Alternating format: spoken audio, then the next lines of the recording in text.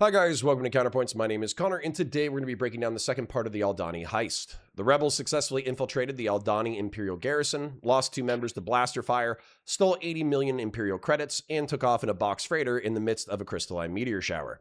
They have TIE fighters hot on their trail and have to escape their pursuers in the planet without being ripped from the air. Let's take it from there.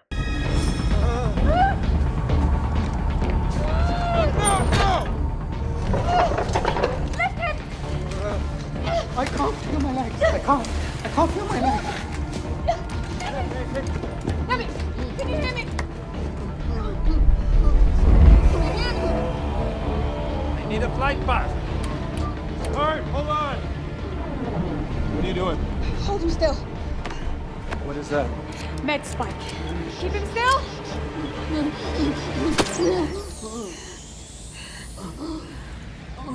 Where am I heading? I need numbers! Hold on!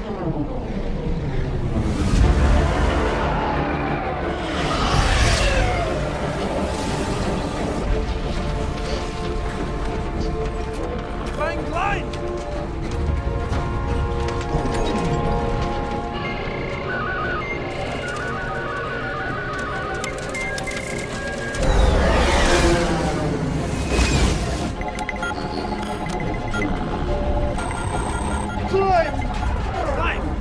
Look at the window!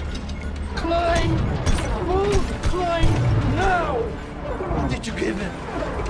I'm pegged here! I don't have the speed to make it! And now you want me to climb? Climb!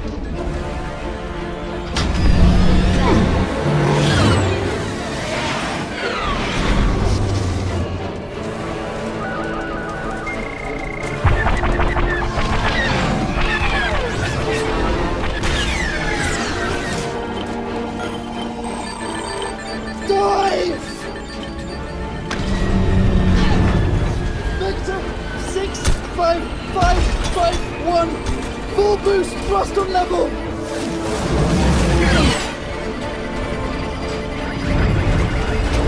Come on!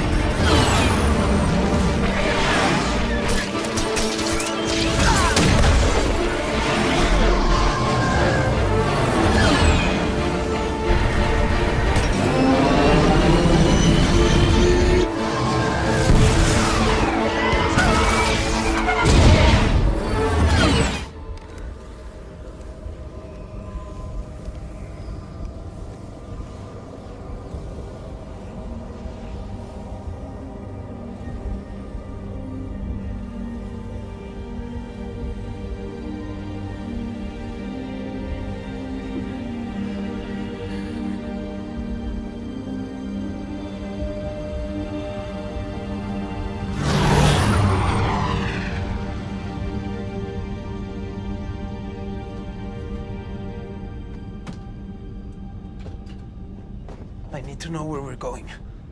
Is he still with us? Yeah. You disappointed? That's not fair. Where are we heading? She wants to bail on him. He's dying. You don't know that. There's a doctor. We have it built into the contingency. She doesn't want to jeopardize the mission. This kid, this kid is the reason that we are here. He is alive. How do we get to the doctor? During takeoff, the crew were thrown off their feet and Nemec landed amongst the credits and was crushed by a full carrier. This crushed his diaphragm, broke a few ribs, and severed his spine. Unable to use his legs, he is vacillating between the immediacy of needing to accomplish his mission and the overwhelming pain and medical trauma he's in. To help him focus, Vel pulls out a med spike. A med spike is a combination of a regulatory stimulant, a bronchodilator, and a hemostatic agent meant to increase awareness, improve breathing, and stop emergency bleeds. Nemec has an analog offline starpath unit that cannot be tracked, jammed, or intercepted. In his estimation, it is the ultimate expression of freedom from the Empire. He uses it to calculate a path through the Eye of Aldani, minimizing the freighter's exposure to the crystalline meteor storm right outside their window. The Mach 7 Rono box freighter is a simple cargo hauler with minimal trappings. It is basically 6 engines strapped to a large cargo storage area with a forward cockpit on top of a Spartan fuel and electronic storage compartment. It is hyperspace capable, so it can travel longer distances, but it is unarmed and minimally armored, meaning that it is designed to primarily operate in non-combat zones. Aldani has a launch track that assists in the takeoff and requires the weight of the cargo to be calculated for said takeoff. Unfortunately, the catapult assist takeoff is exactly what caused Nemec's injury. The Twin Ion Engine Fighter, or TIE Fighter, also called the In-Space Superiority Starfighter, or the Evil Eye, is the Imperial's primary starfighter and a part of the Tarkin Doctrine. Imperial Communique 104492 Victor dictated the Imperial military dominance of the galaxy through three core tenets. Firstly, the rule through fear. This was a policy of responding to rebellious movements through overwhelming force, making resistance to the Imperial authority futile. The second tenet was the aesthetics of fear, designing, manufacturing, and mass deploying weapons that inspired terror in the Emperor's subjects, once again making resistance futile. Finally, the decentralization of authority through Imperial subsector designations. Military leaders, Grand Moffs, were given military and political autonomy over their sectors, given full authority to respond to insurgencies without Imperial Senate approval. The TIE Fighter was a symbol of this doctrine, as aesthetic preference for terror and mass production was chosen over durability or pilot survival. Partially based on the Quat Systems Alpha 3 Nimbus V-Wing starfighter, the TIE Fighter was instead produced by Sinar Fleet Systems and cut down on features for price. The TIE Fighter has two ion-accelerated engines that direct thrust through the wings. Thrust can be directed in almost any direction, making the craft incredibly maneuverable, particularly in void combat. The engines are powered through solar absorption in the wings, but also through a reactor that is sat underneath the pilot in the cockpit. The wings are structurally resilient enough to double as landing gear, although this can stress the structure of the vehicle depending on the environment, leading to them being stored on launch racks when underway in capital ships. The engines make a distinctive shriek, maintained intentionally by the manufacturer to instill terror in the hearts of rebels and would-be rebels. Each fighter is armed with a pair of laser cannons using a more powerful blaster gas, which is distinctively green, as opposed to the more common red, and the TIEs can be outfitted with missiles for specialized missions. The blaster gas, targeting computer, and the sensor jamming equipment are the most expensive parts of the fighter that just happen to be strapped into a minimalist cockpit attached to a powerful pair of engines, in turn attached to powerful directional ion-dispersing wings. The TIE Fighters have a reinforced hull capable of enduring small arms and rocket fire, but deflector shields were considered too expensive, and so rival fighter blaster cannons or capital ship weapons can take out a TIE, often in a single well-placed shot. The TIE Fighters instead rely on intimidation of the Empire's enemies to not resist in the first place, and swarms of fighters should they actually fight. The TIE Fighters do not have hyperdrive, another opportunity for cost savings, meaning they are reliant on capital ships to make it from battlefield to battlefield. This has led to their designation as short-range fighters.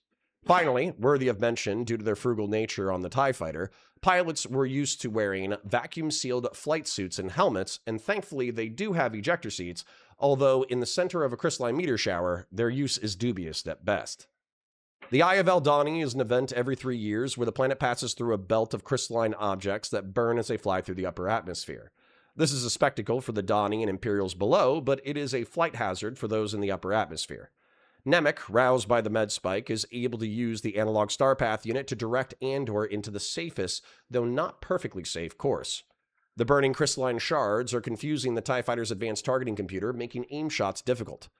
Cassian climbs through a sheet of crystalline objects that the TIE Fighters are forced to pursue through. Cassian then dives under an oncoming sheet of crystalline objects, effectively trapped between two walls of burning meteors. Cassian spots a pocket of open space and thrusts through it while the TIE Fighters are consumed by the meteors behind them.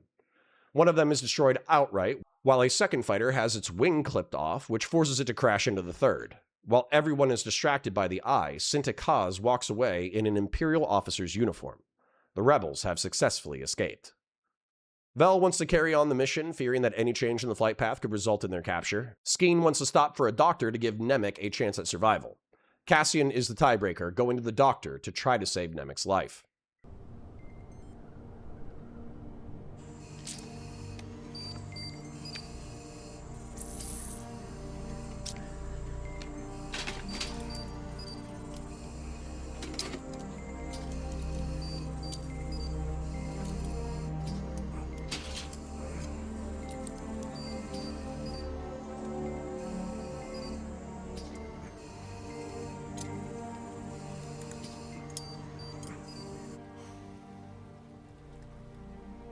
You think I'll make it?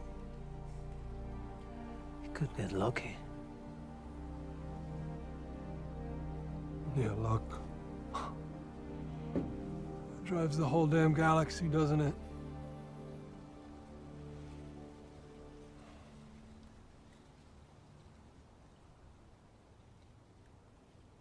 You want to guess how much is in there?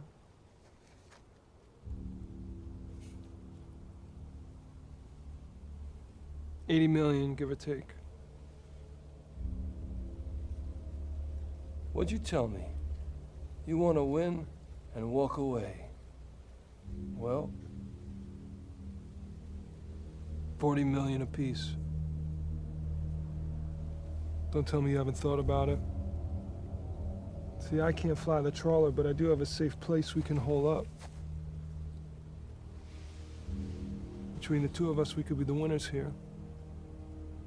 It's an hour rebellion for you. Oh, I'm a rebel. It's just,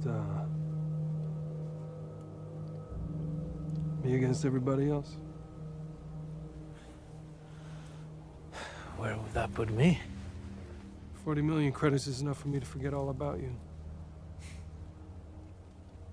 Your brother? With the orchard? I don't have a brother. So just leave them here. Don't play the high mind with me. You're not here to save anybody but yourself. I saw the first minute you came into camp. You're just like me. We were born in the hole, and all we know is climbing over somebody else to get out.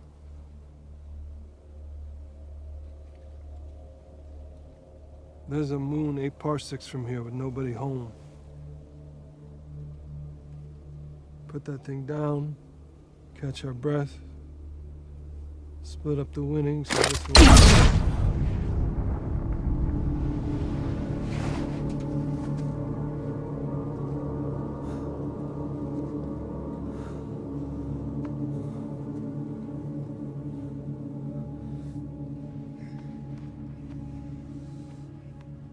Thank you. Thank you for trying.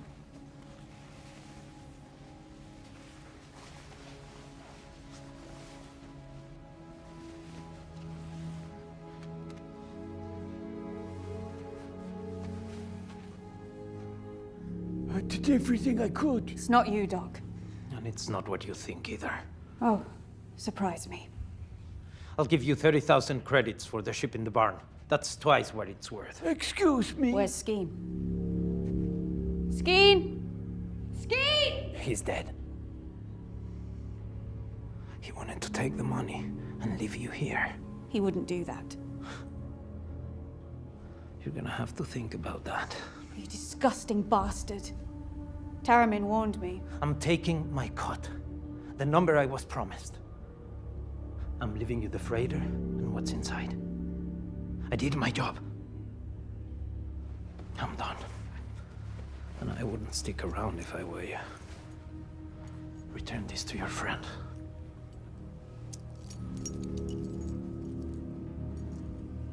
Wait. Nemik's manifesto. He said to give this to you. I don't want it. He insisted.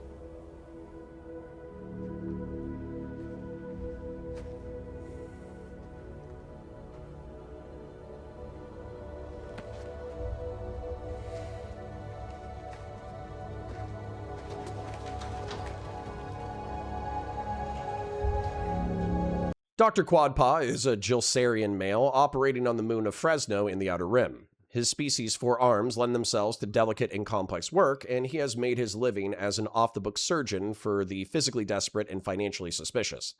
He has furthered his skills through cybernetic augmentation and is as discreet as he is talented. Unfortunately, Nemik's condition is beyond his skill, and Nemik dies on the table. Outside, Skeen tries to convince Cassian to his cause, into not just being a thief and a rebel against the Imperials, but a rebel serving only themselves. Nearby, he has another moon that they can sneak off to and split the haul, 40 million Imperial credits each. Cassian seems to entertain this idea, allowing Skeen to lay out his plan, but he already knows that it's just as likely that Skeen will kill him the second he is no longer useful. Cassian instead cuts Skeen down without warning. It is likely Skeen would have done the same, and if he had taken this betrayal to Vel, he just as likely could have been blamed and killed in the litigation. Vel is shocked by this development, believing Andor is jacking the entire haul. Instead, Cassian proves himself to be a man of relative honor. He returns the Quati Signet, a treasure worth 50,000 credits, takes his cut of 200,000 credits, paying 30,000 for the transport he took from Dr. Quadpaw, and leaves the remaining 80 million for Vel and the rebels. For his honorable performance, he wants Vel and Luthen to forget he exists and let him disappear. Vel gets him to take Nemik's manifesto before he goes. If you want to support the channel, please remember to like the video, share it with your friends, ring the bell for new videos, and comment for the comment gods. Your viewership helps me in the algorithm and is appreciated. Also, go watch Counterpoints 40K and Sci-Fi while you're at it. If you want to take your support a bit further, please become a YouTube member or join us at patreon.com/counterpoints. Check out the other videos on the channel, support our sponsors, and I'll catch you in the next one.